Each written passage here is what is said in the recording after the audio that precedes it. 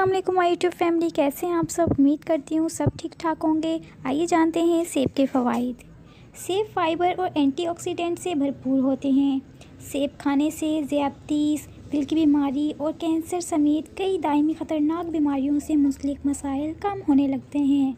सेब वज़न में कमी को भी फ़रोग़ देता है और इसके साथ ही आंतों और दिमाग की सेहत को भी बेहतर बनाता है। इसके अलावा जब आप सेब खाते हैं तो आपके ब्लड शुगर की सतह में कमी होने लगती है, क्योंकि सेब में ग्लाइसेमिक इंडेक्स की मिक़दार कम होती है, जिससे ब्लड शुगर की सतह बढ़ती नहीं बल्कि इसमें कमी होने लगती है। और चूँकि सेब मीठे और पेट को भरने वाले दोनों खसूसियात के हामिल होते हैं, इसलिए डॉक्टर सेब को अपने नाश्ते में शामिल करने की तजवीज़ करते हैं। तो नाज़रीन, ये थी आज की हमारी वीडियो। अगर आपको मेरी वीडियो पसंद आए तो लाइक और सब्सक्राइब लाजमी कीजिएगा। मिलते हैं अगली वीडियो में, तब तक के लिए अपना बहुत सारा ख्याल रखिएगा। अल्लाह हाफिज़।